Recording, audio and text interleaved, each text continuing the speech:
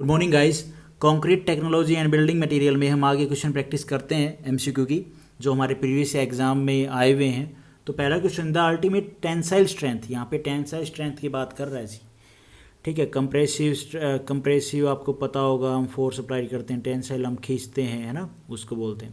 तो tensile strength बता रहा है अल्टीमेट, जो अल्टीमेट मतलब maximum, ultimate tensile strength of the structural mild steel is 420 Newton पर एम स्क्वायर। देखो यार, ये जो है ना, ये जो मैंने यहाँ पे लिख रखा स्टील के बारे में, ये मुझे कौन से चैप्टर में पढ़ना चाहिए? कंक्रीट का ही कोई चैप्टर है, उसमें ये सारे जो स्टील हैं, स्टील स्ट्रक्चर के बारे में, इनकी ग्रेडिंग के बारे में जब हम आरसीसी पढ़ेंगे ना, वहाँ पे और भी अच्छे से पता चलेगा। यहाँ पे तो थ्योरी पार्ट है, इतना थोड़ा एक बेसिक सा आइडिया होता है, फिर भी समझ में नहीं आता कि यार ये क्या है, माइल्ड स्टील की ये ग्रेड क्या है। लेकिन जब हम आरसीसी पढ़ेंगे, और मैं भी भूल गया हूँ यार, स्टील स्ट्रक्चर पढ़ेंगे, ठीक है, तो उसमें हम इनको अच्छे से पढ़ेंगे, बिल्कुल एक एक चीज़ क्या होती है, बीम डिज़ाइन करेंगे, वो सब चीज़ें उसमें देखेंगे। फिलहाल फिर भी मैं आपको बता देता हूँ, structural mild steel comes in 3 category, E250A, E250B, E250C। अब it has ultimate tensile strength of 410 MPa and represent as E250 और Fe410। अब ये Fe410 है ना, आप आरसीसी में जब पढ़ोगे आपको और भी अच्छे समझ में आएगा कि इसकी ये प्रॉपर्टी को क्या करते हैं, Fe क्या है। फिलहाल आप इतना समझ लो, जो अल्टीमेट टेंसाइल स्ट्रेंथ है, अभी ये तो होती स्टैंडर्ड 410, ये एग्जाम में ये वैल्यू हमें ऐसी दे रखी है 420 न्यूटन पर एम स्क्वायर, 160, 260, 520, तो नियर अबाउट कौन सी है, यही है, तो इसी पे टिक करेंगे। उसके बाद है for bitumens material vacuum capillary viscometer are use for the determination of absolute viscosity के लिए। अब विस्कोसिटी वर्ड देखते ही आपको पता होना चाहिए कि विस्कोसिटी होती क्या है, मैंने वीडियो भी अपलोड कर दी है। ठीक है, विस्कोस मतलब कौन सा फ्लूइड है, वो गाढ़ा कितना है, कम गाढ़ा कितना है, तो वो चीज़ें। बिटुमेंस के केस में क्या है कि भाई विस्कोसिटी उनकी होती है ना भाई, आपने देखा हो ना बिटुमेंस कितना गाढ़ा है, थिन है, थिक है, वो चीज़ें।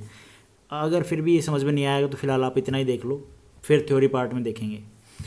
The most commonly use base for iron and steel work is red lead, जो हम यूज़ करते हैं, जो बेस है आयरन और स्टील वर्क के लिए। उसके बाद है जी, bitumen in solid state is called asphalt, semi fluid state is called mineral tar, और fluid state is called petroleum. इस क्वेश्चन में मैं ऐसे समझा सकता हूँ, जो आयरन और स्टील स्ट्रक्चर होते हैं ना, उनके लिए जो रेड लेड होता है वो कंसिडर किया जाता है as a best priming coat.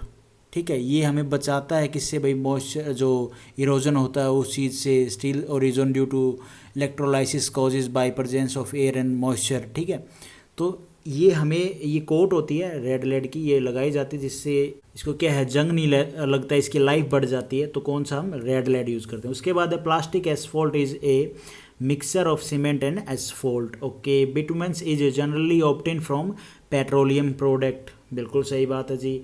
अरे अपना जो अपन देसी लैंग्वेज में क्या बोलते हैं, तारकोल, वो कहाँ से आता है, वो यही तो आता है, जो पेट्रोलियम क्रूड ऑयल होता है वहीं से तो आता है निकल के। ठीक है जी। उसके बाद है जी, asbestos is a corrugated sheet use for roofing an a incombustible fire proof material. इतना समझ लो, एस्बेस्टोस में क्या होता है, फायर एबिलिटी होती है, रेजिस्ट हीट, फायर, इलेक्ट्रिसिटी। उसके बाद है बिटुमेन और emulation is paint use as the anti corrosive paint liquid containing bitumens in suspension. ये कंफ्यूजिंग वर्ड है ना, ज़्यादा मत पढ़ो, बस इतना पढ़ लो, इसको छोड़ दो। बिटुमेंस एमुलेशन इज क्या होते हैं, पेंट्स होते हैं, दैट्स ऑल। ये है सबसे इंपॉर्टेंट क्वेश्चन। तो प्योरेस्ट फॉर्म ऑफ आयरन क्या है, ये काफ़ी एग्जाम में पूछा हुआ है, मैंने देखा, एक दो एग्जाम मैंने दिए, उसमें आया हुआ है, तो रोट आयरन। अब टाइप ऑफ आयरन देखो, wrought iron, mild steel, cast iron, तो इनका जो कार्बन परसेंटेज है वो बताया गया, इसमें होता है 0.15% मैक्सिमम, इसमें होता है 0.25% से 1.5%, इसमें होता है 2 से 4%। तो प्योरेस्ट फॉर्म बोर्ड से पूछे तो इस पर टिक करना। आपको ऑप्शन में क्या क्या दे देगा, ऑप्शन में भाई आपको दे देगा cast iron, mild steel, wrought iron, high carbon steel, तो इस पर क्लिक करना।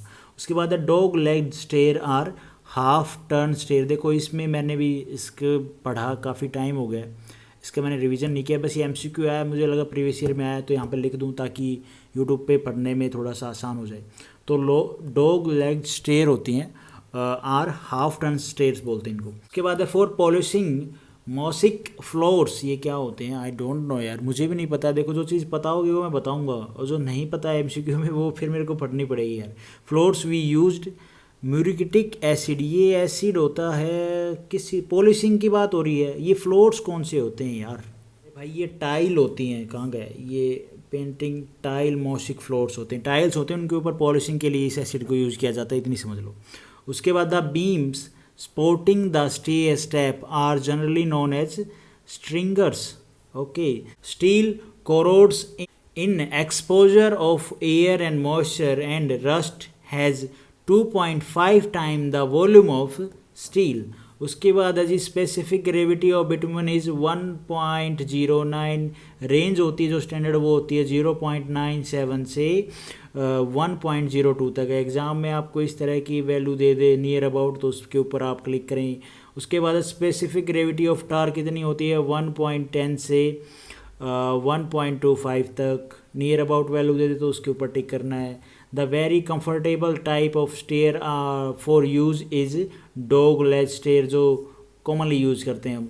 उसके बाद terracotta in building is use for ornamental works के लिए हम इसको यूज़ करते हैं टेराकोटा को। ओके जी। Distemper is use on plastered surface not expose to weather. Okay जी। Bullet proof glass is made up of thick glass sheet and A sandwiched layer of high strength plastic. Okay, आपने देखा हो ना गाड़ियों में जब हम बुलेट प्रूफ करवाते तो शीशे बुलेट प्रूफ होते, तो उसमें क्या प्लास्टिक के जो हाई स्ट्रेंथ प्लास्टिक होता है ना उसकी लेयर लगाते हैं, उसको बनाते हैं, तो वो यूज़ किया जाता है, और तो कुछ नहीं। तो आज इस वीडियो में इतना ही करते हैं guys. Thank you for watching this video. Video आपको ठीक लगी तो लाइक करना, चैनल पे नए हो तो सब्सक्राइब करना भाई।